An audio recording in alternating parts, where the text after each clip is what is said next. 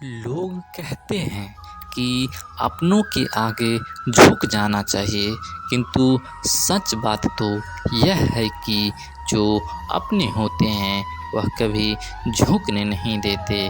परिवर्तन ही संसार का नियम है। यह प्राकृतिक है जो सभी गतिविधियों का कारण बनती है। प्राकृतिक द्वारा निर्धारित कर्तव्य का पालन करते हुए व्यक्ति ने कोई पाप नहीं किया। जिसका मन उसके वश में नहीं है, उसके लिए उसका मन शत्रु के समान होता है।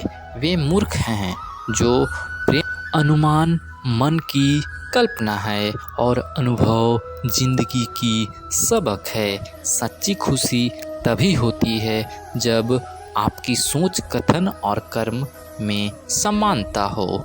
जीवन में कभी निराश नहीं होना चाहिए, क्योंकि कमज़ोर आपका वक्त होता है, आप नहीं।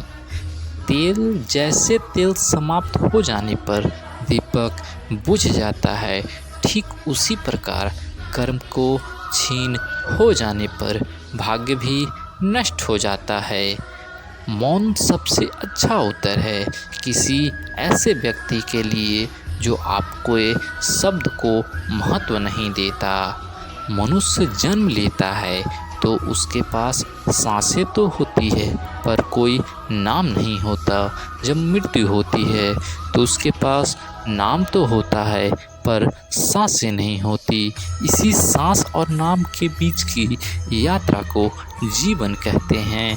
न किसी के अभाव में जियो, न किसी के प्रभाव में जियो। यह जिंदगी है आपकी, अपने स्वभाव में जियो।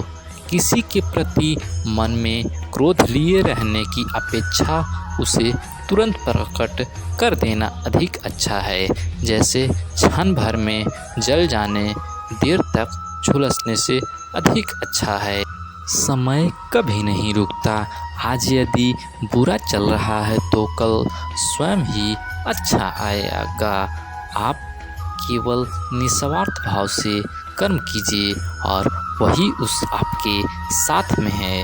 हमारी आस्था की परीक्षा तब होती है जब हम चाहे वो न मिले और फिर भी हमारा दिल में प्रभु के लिए शुक्रिया ही निकले।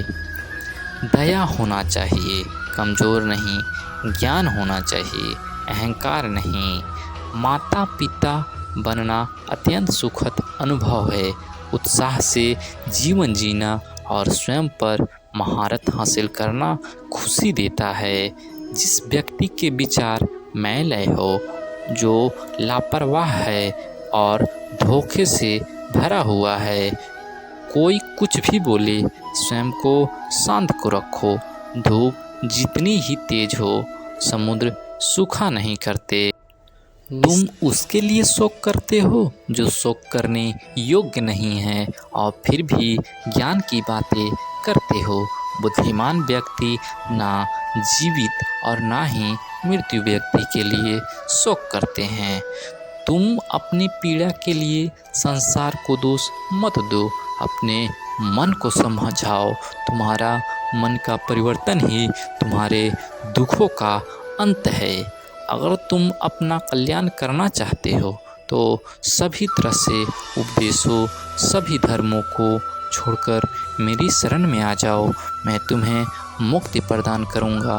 सुख दुख का आना जाना सर्दी गर्मी के आने जाने की जैसा ही है, इसलिए उन्हें सहन करना सीखना चाहिए, उचित है। धर्म चाहे जो भी हो, अच्छे इंसान बनो।